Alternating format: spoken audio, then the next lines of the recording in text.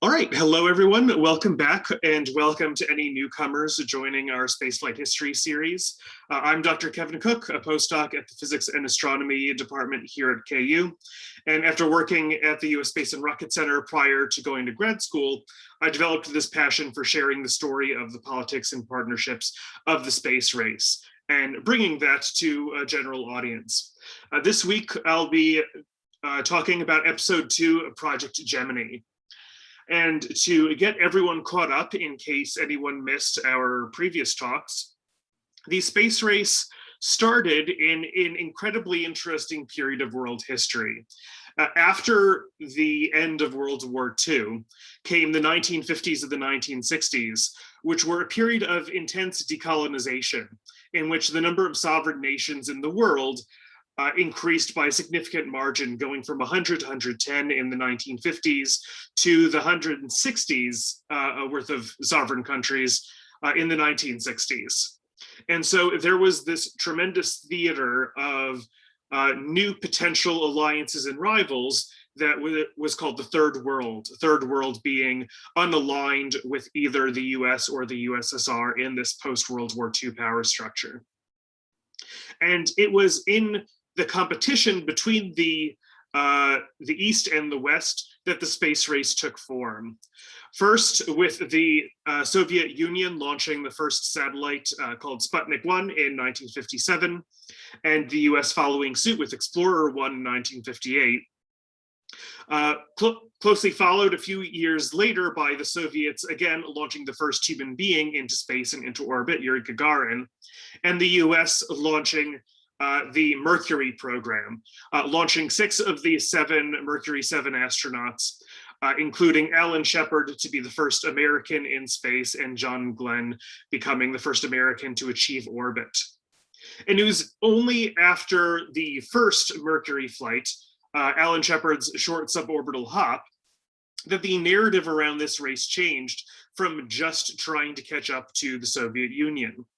In a speech before Congress called the Urgent Needs Speech, President John F. Kennedy said, "First, I believe that this nation should commit itself to achieving the goal before this decade is out of landing a man on the moon and returning him safely to the Earth."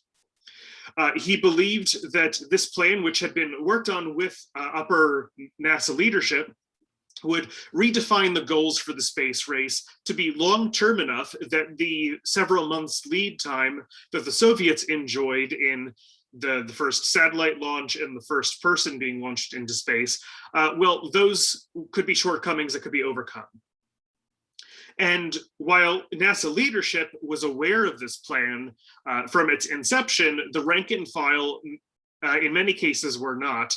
And so it came as a tremendous shock that started a flurry of work trying to determine how on Earth, if you can pardon the pun, to go about accomplishing this goal with the technology that they had. And there were many different ideas for how you could get a crew of several astronauts, thought of to be 3, to the surface of the moon and then back. The front runner among all of these plans was something called direct ascent. Direct ascent, which you can see here on the left-hand side, would be one massive spaceship being launched on top of a multi-stage rocket from the Earth. The ship launches from Earth, travels to the moon, where the entire assembly of it lands. Some upper portion of that lander takes off again and returns the astronauts to the Earth. This was seen as the simplest plan and therefore the safest and the easiest to plan, because you're effectively just building one giant ship, but with many, many stages working together to accomplish this goal. The second most popular, which was the choice of Wernher von Braun, the German rocket scientist working at the Huntsville Arsenal in Alabama, believed in Earth orbit rendezvous, saying, well, it will be really difficult to build a lifting vehicle, a rocket, big enough for the direct ascent vehicle to work. So therefore, how about we assemble the lunar mission craft in the relative safety of Earth orbit, where we can bring people home, where we have a much wider array of communications equipment suited for it. You can have multiple launches from the Earth, combining modules together, and then that total craft goes and lands all combined onto the moon, and then a stage returns the astronauts back. And then the minority report in the room that only had one or two people advocating for it was the Lunar Orbit Rendezvous, in which you had a single stack being launched from the Earth, but only a component of that vehicle actually landed on the moon, while a mothership waited in lunar orbit for the astronauts to return, and then only that mothership brings the astronauts back.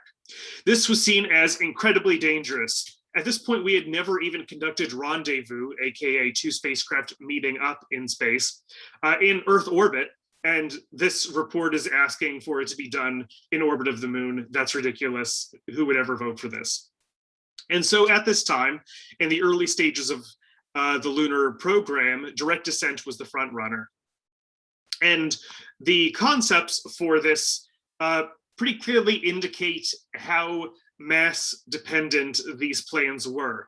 They would be incredibly large landing vehicles in which the astronauts, which would be in their capsule here at the top of the landing vehicle, would have to descend via ladders to the surface of the moon.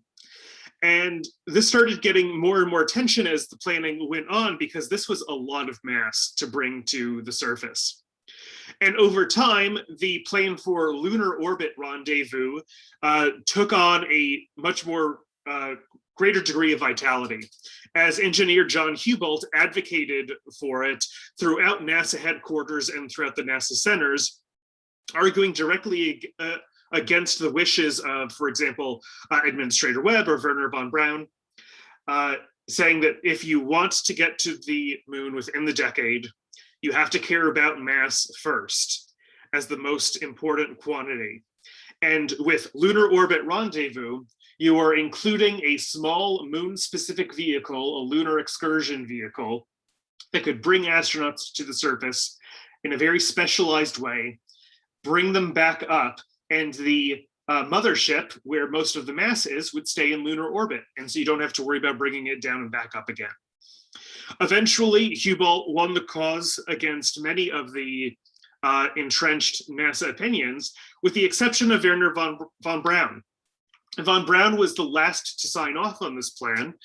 Rather than a fan of direct descent, remember, he was a fan of Earth orbit rendezvous, because as one of the technical directors at the Marshall Space Flight Center in Alabama, he was looking towards longevity for jobs in the NASA programs. And he believed that future programs after visiting the moon would rely on the construction of large assemblies in Earth orbit, such as a space station, and thus you needed practice with Earth orbit rendezvous.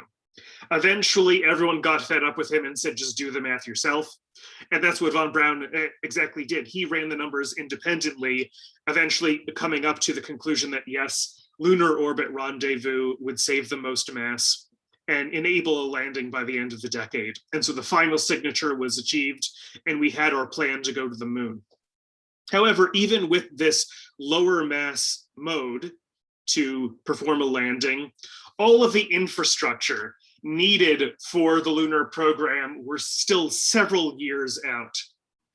Even the assembly building that would construct the rockets big enough to launch humans to the moon were also under construction. Everything was under construction. And so while there were still several years of waiting until any lunar program could get going, NASA had many things to think about regarding what did it need to learn in order to safely perform the job.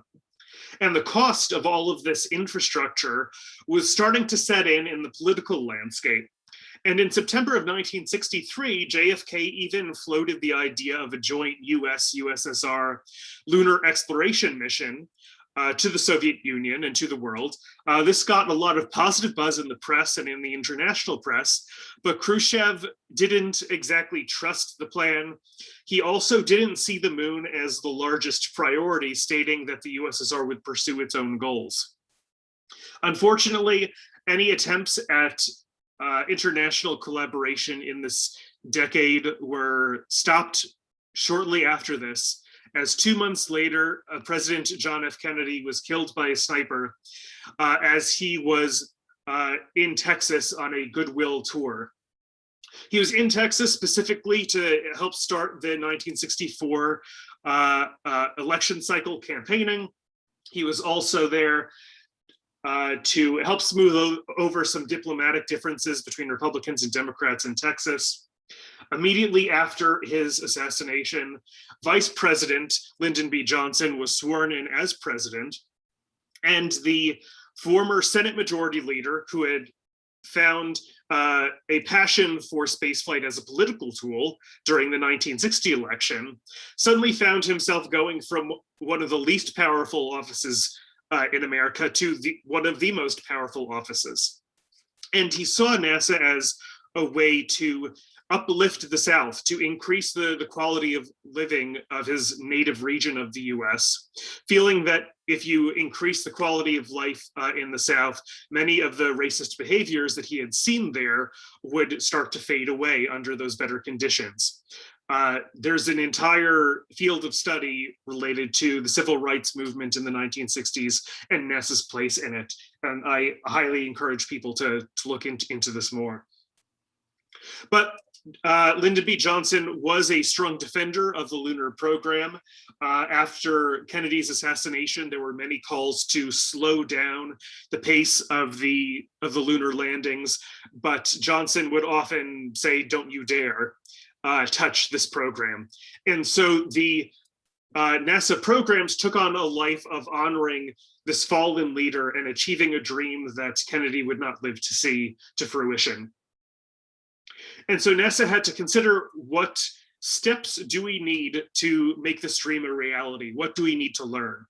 While there was a small army of engineers working on a powerful enough rocket to get us to the moon, there was much learning that needed to be done for the astronaut corps in order to perform the necessary tasks with that engineering, those engineering tools once they were built. These questions were, well, how do we change our orbit in flight? We haven't done that before. The Mercury program had us up in a capsule that couldn't change its own orbit except to deorbit and return to Earth. We need to learn to rendezvous two craft together, aka meeting in very close proximity.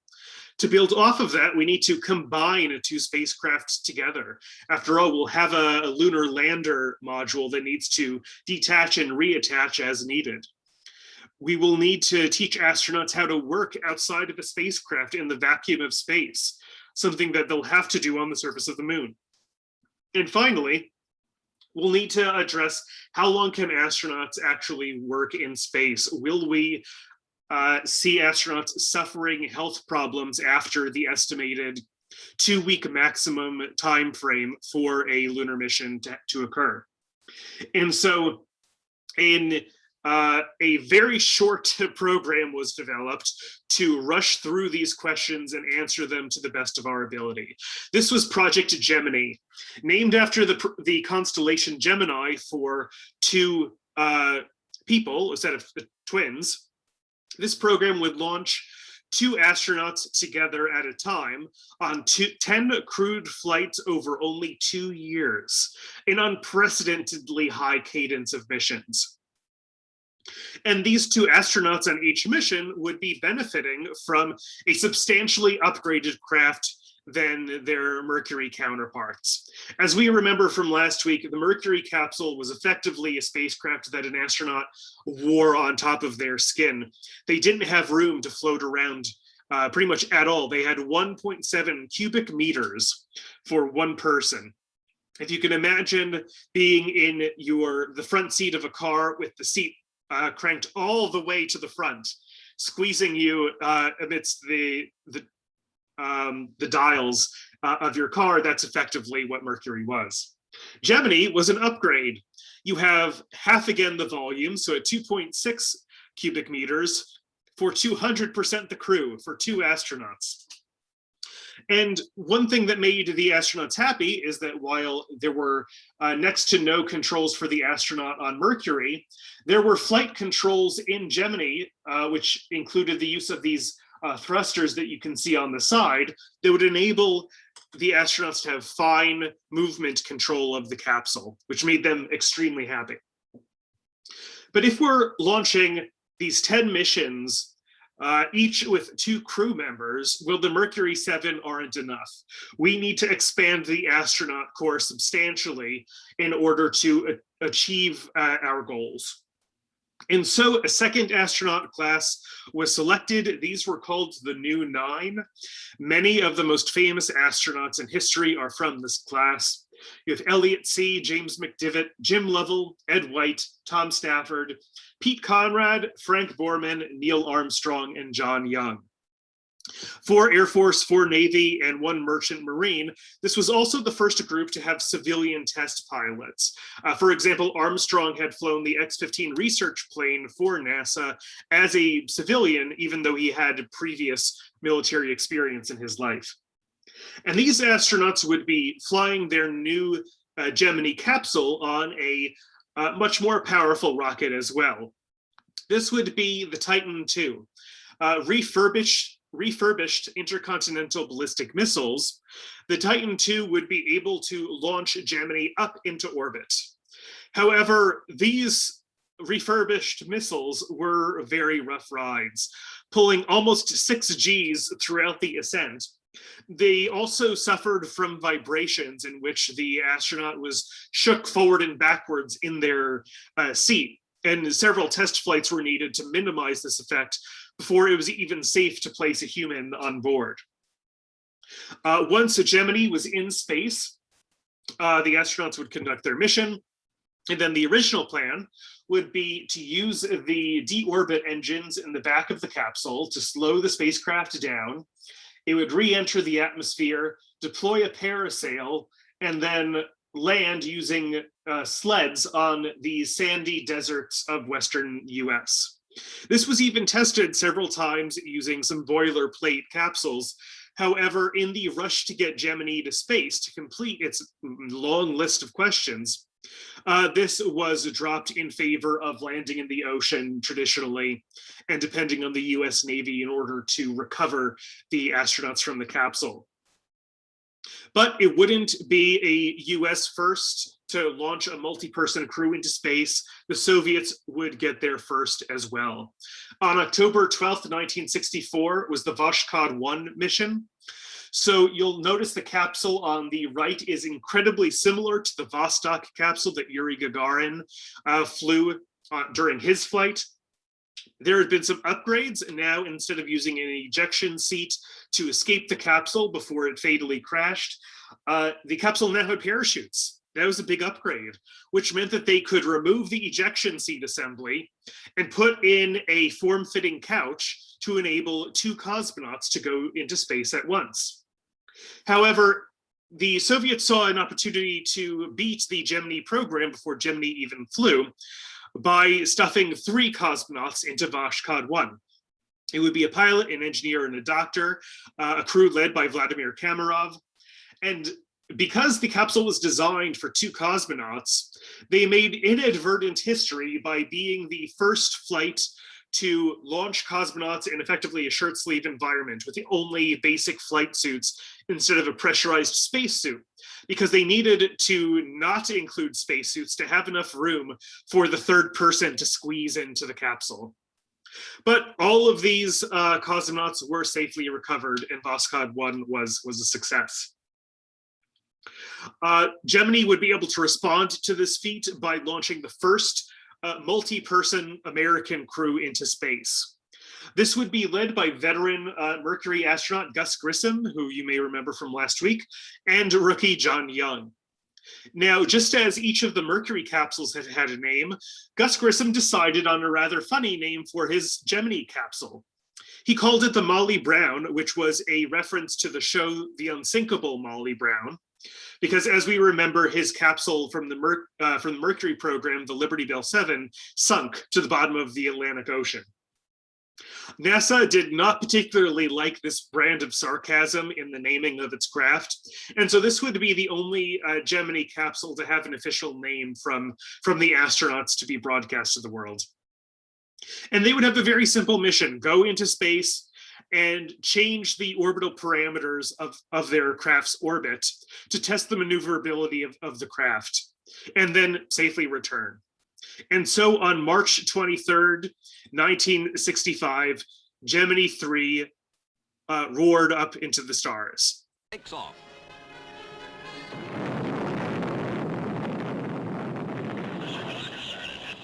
You're on your way, Molly Brown. Oh, man. Few of the millions watching those first crucial moments are more intent than President Johnson.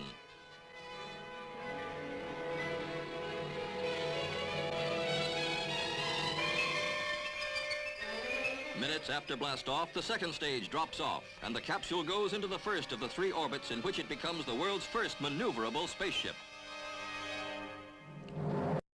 So 2 things here. You'll see a lot of debris that is normal for the Titan II. The second stage would start its engine before the first stage was fully disconnected. And so you would see this debris being shed from the interstage in between the first and second stages. And also, as part of that news report, you may have heard that the Molly Brown was the first maneuverable spacecraft. This was an American first. The Vostok capsules and Vashkod 1 were not capable of maneuvering in space. And so the Molly Brown was able to perform a historic first. Also, at the same time, it wasn't all just dry work. John Young brought a bit of contraband in his suit pockets. The astronauts were allowed a certain amount of mass of personal items to bring with them into space. And John Young pulled from his suit pocket an item. Grissom asked, well, what is that? And John Young said, well, it's a corned beef sandwich. Grissom is just confused, like, where did that come from? Well, he had bought it, I believe it was the day or the day before the flight, and stuffed it into one of his suit pockets because he was curious to see how it would taste in space. They found that it wasn't terribly impressive and stowed it pretty immediately. But NASA was furious, worried that the crumbs from the bread could short circuit something important on the Molly Brown's circuitry. The Molly Brown successfully landed, and both astronauts were recovered with no sinking capsule to worry about. And this mission, Gemini 3, was the last time the original mission control in Florida was used. NASA was growing at an incredibly fast pace, and the computing resources needed for these flights that are growing in complexity and the staff needed for them required a new center in order to fulfill mission goals. And so the new mission control was announced to be placed in Houston, Texas. The new center, called the Manned Spacecraft Center, as we all know as the Johnson Spacecraft Center here in present day. Now, Houston is an interesting choice because unlike the old mission control in Florida, you're an entire time zone away from the launch facilities. And Houston beat out many different proposals, such as from Jacksonville, Florida. There was a whole slew of proposals from California because of all the aerospace companies out there. There was even a proposal from Boston, Massachusetts, because of the strong academic scene there. However, Houston was chosen because of the availability of donated land and the proximity of Rice University there at the same time. Now, it should also be mentioned that the awarding of this proposal for this new center happened when Lyndon B. Johnson was still vice president. He was also the head of the Space Council. He was natively from Texas. A representative from Texas, Albert Thomas, headed the House Appropriations Committee. Texas Representatives Bob Casey and Olin Teague were also members of the House Committee on Science and Astronautics. And Texas Representative Teague also headed the subcommittee on manned spaceflight. Finally, Texas Representative Sam Rayburn was Speaker of the House of Representatives. So Texans really had a stranglehold on appropriations at this time, and no one's terribly surprised as to where this new center went. And with the new center was an incredibly expanded mission control center with far more computing resources, for the use in future missions. With Gemini getting off the ground, the Soviets also decided to one-up the Americans in one of the most important tasks that, well, the Americans would have to do, called an extravehicular activity, or an EVA. Astronauts sometimes need to leave their vehicles in order to perform work. And so on Vashkod 2, Alexei Leonov and Pavel Payayev were both launched on a capsule named Almaz, meaning diamond in Russian, which included an external inflatable airlock. And with just the two of them, they had enough room for pressurized suits to allow Alexei Leonov to walk in space. And so crawling out of that inflatable airlock, humanity was treated to views that no one had ever dreamed before. Дорогу к ней продолжает осваивать человек. В Советском Союзе впервые в истории осуществлен выход человека из корабля в космическое пространство. Это подлинные документальные кадры. Now you'll see Leonov basically motioning towards one of his legs. There's a trigger for a camera that is built into the front of his spacesuit. Now, Alexei Leonov was able to float around outside of the capsule, but tethered with a tether to the spacecraft so he wouldn't float away. But he found that as he started to crawl back towards the Vashkod capsule to get back in, he was in a bit of a bind. While he was out of the capsule, his spacesuit had expanded enough that he could not move his limbs in a flexible enough manner to get back inside of the airlock. And he had to think quickly of a solution, and that included using an emergency valve to bleed off much of the internal pressure of his suit to allow his suit arms and legs to move with enough flexibility to crawl back into the capsule.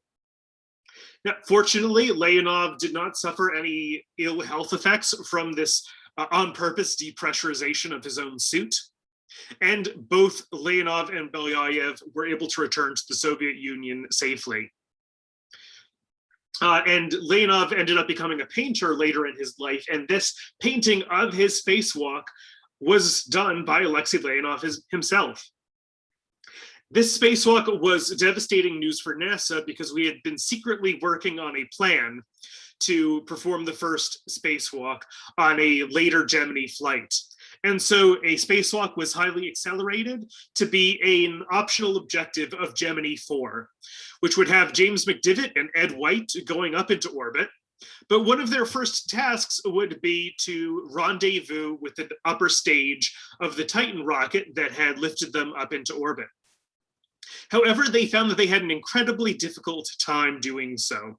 And to explain why they had a difficult time with rendezvous, I have a bit of a diagram here. This is not to scale, of course. We have the Earth on the bottom. This is not necessarily the flight plan of Gemini 4, but is meant to illustrate why they had difficulties maneuvering in orbit. Let's imagine that there's the Titan upper stage on a lower orbit and Gemini 4 on a higher orbit, but pretty close. Now, Gemini 4 wants to rendezvous with the Titan upper stage. Therefore, the astronauts are thinking, I want to get closer to this object. And from their previous experience as pilots in the air, they thought that the best way to go about this would be to accelerate forwards. However, this didn't have the effect that they intended, and soon after, they were actually farther away and farther back from the Titan upper stage. They were effectively moving in the opposite direction that they wanted to. And that's because they were thinking of things in terms of this 2D horizontal flight plan. Let's instead take a zoom out view of these two orbits. You have the Titan in the lower orbit, Gemini 4 in the upper orbit. When they had fired their engines to accelerate, what they had done was actually boost themselves into a higher orbit, aka moving farther away from the Titan stage that they had wanted to get to. Unfortunately, by the time that they had some ideas of how to go about correctly doing this, which would be actually to accelerate away from the Titan in this diagram, which would lower the orbit and allow them to meet. They had used too much fuel and they weren't able to perform a rendezvous. But Ed White was able to perform his additional emergency objective of performing the first American spacewalk. Some of the most amazing pictures of the space age come from the spacewalk. This is Ed White suspended above the Gemini 4 capsule. And he had a small can of pressurized gas that allowed him to move about. He spent about 20 minutes out in space. And as they were approaching the terminator and approaching the night side of the orbit of the Earth, and they would be in shadow, Mission Control was starting to get nervous about how long Ed White was delaying and trying to prolong his EVA, asking his co-pilot McDivitt, please come in, Ed, come in, you have to get in here now, otherwise it'll be too dark. Ed White starts to delay a little bit more, saying, all right, I'll open the door and come through there. And McDivitt is really having to pressure him to get in before they cross the terminator and go into shadow. And Ed White finally said, this is the saddest moment of my life, before crawling back into the capsule. And both of them safely landed back on Earth. So with this successful extravehicular activity, or EVA, under our belts, the next step in the Gemini program was proving the ability for humans to work on a long-term basis in space. And so on Gemini 5, we sent two very boisterous, very fun-loving astronauts, Gordon Cooper and Pete Conrad, up into orbit. Their Gemini capsule would have new hydrogen and oxygen fuel cells that would enable them to stay in space for about 8 days. And this is also a historic mission because it was the first mission to have a mission patch that the astronauts designed to commemorate their mission objectives, which had a painted a wagon that had a painted 8 days or bust on it. NASA was very nervous about the media seeing this patch, and so had the 8 days or bust covered in some versions in case the astronauts needed to return home. But this was a very successful mission. They were able to spend their 8 days in space, breaking Soviet records for time in space. And both of the astronauts came back home just significantly tired of the Gemini capsule, because as you can imagine, spending 8 days in the volume of effectively the front seat of your car with one of your very good work buddies to keep you company can really drag on your emotional well-being. And the next flight would push this even further. The maximum time frame for a lunar mission would be 2 weeks. And so 8 days were not enough. And so after Gemini 5 was Gemini 7. This would be rookie astronauts Jim Lovell and Frank Borman going into space for 2 weeks. Remember, 2 weeks in that cramped, confined space, hurtling 17,500 miles an hour around the Earth. They had many things to keep busy at that time. They tracked US military missile launches to see whether they could successfully identify Soviet missile launches using a device that I haven't seen described in much detail. Wonder if it's declassified at this point. They also tested things like anti-dandruff shampoo and whether they could drink the water being generated from their hydrogen oxygen fuel cells. However, they were too acidic to drink. And the astronauts also reported a significantly lower level of hunger than expected. And they only ate about 1,000 calories a day out of a planned 2,700 calorie daily budget. Now you'll notice that I skipped Gemini 6. Well, not technically. There was a planned Gemini 6 that would use a special target satellite called an Agena to rendezvous with. However, that satellite exploded and Gemini 6 didn't have anything to fly to.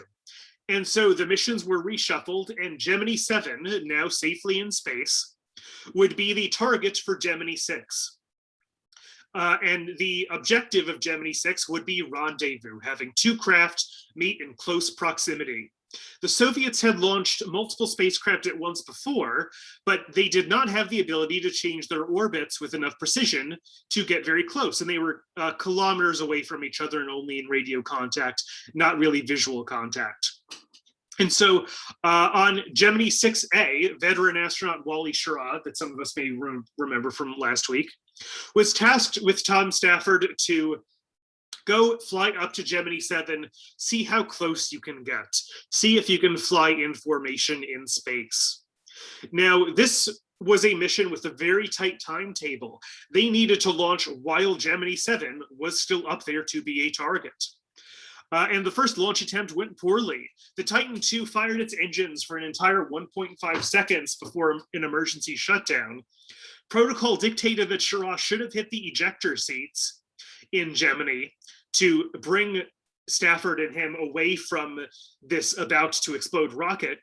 But Schirra decided not to fire them, figuring that he had felt the motion of the rocket, knew that it hadn't actually moved from the launch pad, and would be safe. This was the correct call, as using the ejector seats would have caused a tremendous fire on the pad that would have delayed Gemini 6 enough to not complete its rendezvous plan. But with the recycle of the Titan, Gemini 6A launched into space and turned the tide of the space race. Here we have video footage of Gemini 6 and Gemini 7 flying in formation above the Earth at 17,500 miles an hour. They were each so close to each other that they could wave to each other in the windows, as well as talk to each other on their radios. This was a tremendous success, something that proved that America could coordinate flights together in a constructive manner that would be needed to go to the moon. The two spacecraft got to within 0.3 meters, about a foot, of each other because of the high degree of precision that this amazing Gemini capsule enabled the astronauts to do. Their piloting ability really shined, showing that they could perform these ballets between the two craft. Now, they were able to keep within that 1 foot margin for 20 minutes, not having to burn their thrusters for correction. So an incredible feat of precision that marks the turning of the tide of the space race. This is a task of such complexity that the Soviets were still not close to achieving at this time, and proved that America had what it takes to do something complicated to get to the moon. Now, everything wasn't incredibly stressful white knuckle maneuvering during this time. The astronauts had some fun while they were up there. So during this year, 1965, there was the always competitive Army-Navy football game, which had ended in a 7-7 tie. This flight happened after that game, and the crew of Gemini 6 had two Naval Academy graduates, while the Gemini 7 crew was one Navy, one Army. And so there was the joke that Navy beat Army in this case. And so the astronauts had some good fun putting signs in their window, just joshing each other. However, these two craft did not have the engineering capability to actually combine together, to dock, to connect. And so Gemini 8 would be the important flight proving that next step. And so two rookie astronauts, Neil Armstrong and David Scott, were tasked with meeting up with and docking with a test satellite called Agena.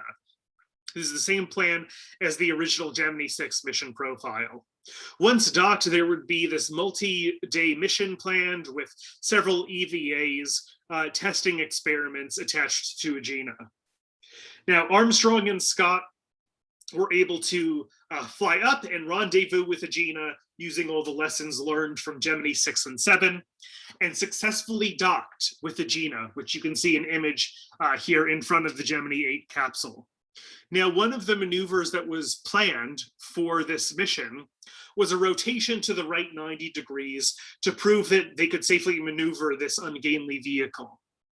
However, Scott noticed that they were yawing, turning to the side when they shouldn't be.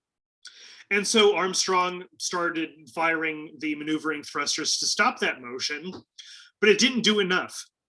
And this rotation started to accelerate more and more. The thruster fuel on board Gemini 8 was dropping and dropping as they tried to gain control of their combined craft. They were worried about the docking connection between Agena and Gemini 8 shearing because of the centrifugal force, and so they disconnected Agena. And to their horror, it turned out that the fault was not with Agena, but with Gemini 8. There's a thruster that was stuck in the on position, accelerating the capsule, turning and yawing to the side. With the mass of Agena disconnected, that acceleration became even faster, going up to 1 revolution per second of the capsule spinning end over end over the Pacific Ocean, where they did not have direct communication with the mission control. Armstrong, with his head pressed to the side of the capsule, his eyesight blurring thanks to the force of the rotation, shut down the entire maneuvering system and booted up the emergency re-entry thrusters to slow the acceleration of the spin. And thankfully it worked. With the maneuvering system shut down, they were able to identify which of those thrusters had been stuck in the on position.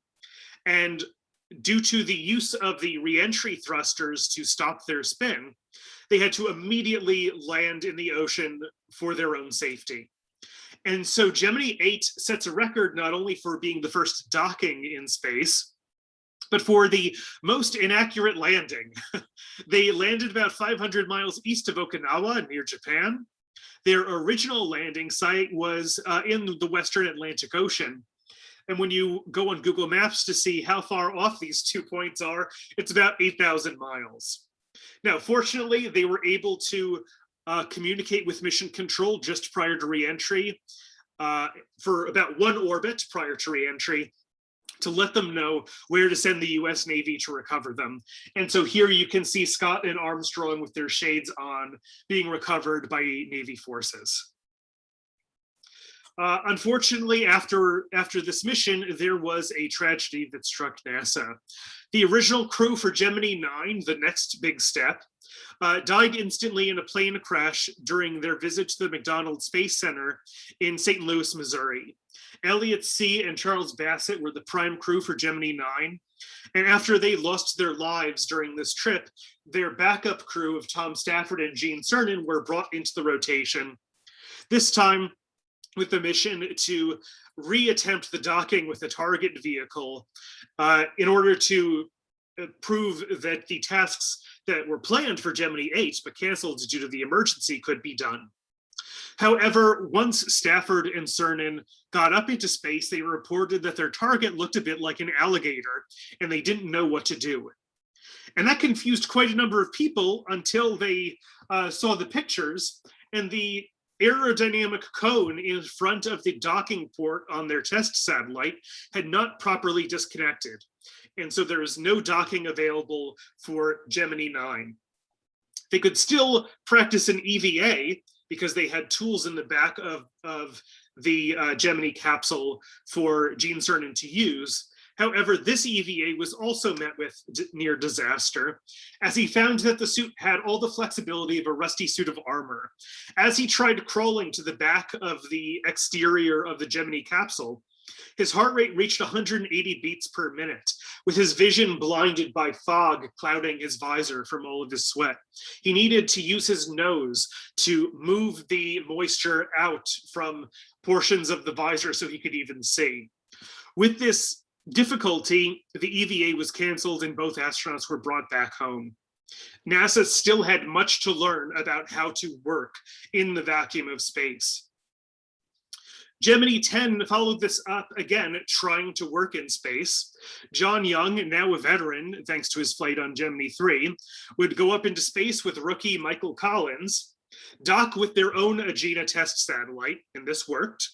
This combined stack would then use the engine from Agena to go and rendezvous with the old Agena that Neil Armstrong had abandoned during Gemini 8. This was an incredibly complicated maneuver that would test our ability to rendezvous with passive objects devoid of control. The old test Agena that Neil Armstrong had abandoned in space no longer had any power. And this mission was quite successful. Michael Collins performed an EVA exiting the Gemini spacecraft, and while tethered along the long line, floated across empty space to recover a cosmic dust detector left behind on the Gemini 8 Agena, which you can see here in this picture. Unfortunately, it wasn't all a success. Michael Collins lost one of the cameras that he was tasked with, but overall this was a partial success and a big step forward for the program. With this partial success in learning how to work in space, some of the next experiments were far more ambitious. And so Gemini 11, the penultimate mission of this program, had Pete Conrad and Richard Gordon setting an altitude record for 850 miles or 1,300 kilometers above the surface of the Earth. Now, their predecessors on Gemini 10 had gone up to 756 kilometers, so Gemini 11 would be going quite a bit farther than Gemini 10. For reference to things that we may be familiar with from modern day, Gemini 11 would be going to an altitude 4 times higher than the International Space Station. And the Hubble Space Telescope that many of us astronomers love is at an altitude of about 543 kilometers or 340 miles. So Gemini 11 was going so high that it could actually see the curvature of the Earth to a much more extreme degree than any previous missions. Pete Conrad had many colorful words that I won't say here, describing how he could see almost the entire globe of the Earth from this high altitude. And from this high altitude, they performed an incredibly ambitious experiment, tying themselves to their Agena test satellite and using their thrusters to rotate the combined tethered assembly in a circle to test the ability to create artificial gravity in the Gemini capsule. Now, this was a very slow rotation for the sake of safety. They generated only 150 micro Gs of gravity, but was otherwise a success. And this had engineering applications as well, because this sort of rotation along a tether enabled for accurate mass estimation of the Agena test satellite, which they could compare with what they knew the mass would be thanks to its construction. And with these successes on Gemini 11, there was really one big mission to close out the Gemini program, to show that we could work in space to a higher degree of complexity. And this was Gemini 12. This would have Jim Lovell and Buzz Aldrin going into space. Aldrin would have an incredible 3 extravehicular activities to perform while up in space, in addition to replicating the Gemini 11 artificial gravity experiments. Gemini 12 had many different experiments. For example, the observation of frog eggs in microgravity, weather observations on Earth, and as well as space photography. Now, Buzz Aldrin had a background in scuba diving. And so at this time, he was developing training tools that used neutral buoyancy tanks, aka giant water-filled pools here on Earth, to train astronauts in how to work in space. Many of the previous astronauts during their EVAs had really fought against zero gravity. They had been trying to command their body to move in specific directions. But Aldrin had learned, due to his underwater experience, that what you want to do is use light motions, let your body coast, and then anchor yourself and perform what task that you want to perform.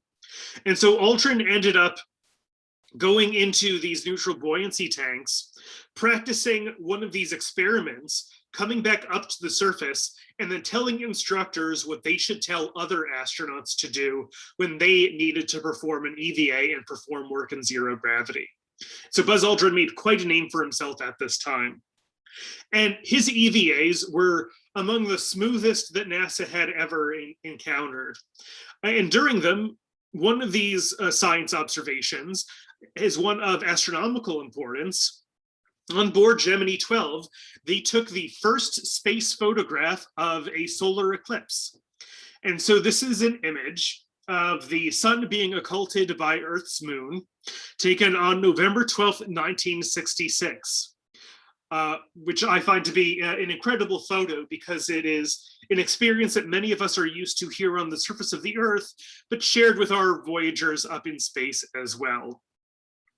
Among all of these experiments, Buzz Aldrin would actually use a support structure connected between the Gemini 12 capsule and the Agena satellite to use as handholds to move between the two craft for the experiments, and had quite an easy time thanks to all that scuba experience that I had mentioned earlier.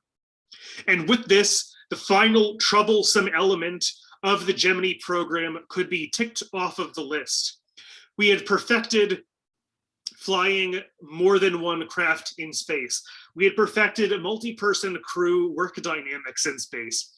We had perfected rendezvous. We had perfected docking. We had perfected working in space and walking in space.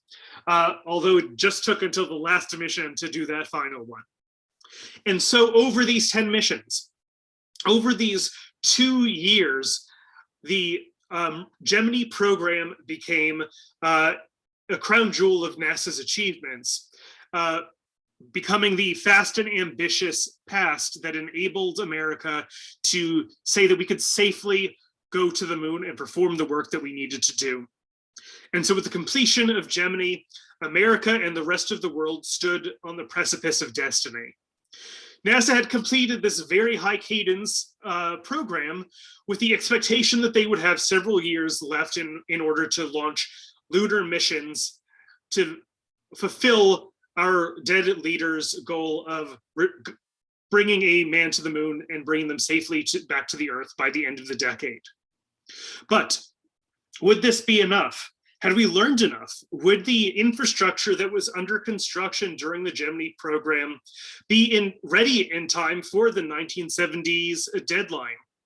And could NASA live up to the legacy that Kennedy had left behind? Well, these are stories for another time. Thank you all so much for joining us for episode 2, Project Gemini. If you would like to know more, here are a selection of the books that I used to find the stories that I wanted to share with you all. Thank you all so much for joining us, and be sure to join us next week for our epic conclusion, episode 3, Project Apollo. Thanks again.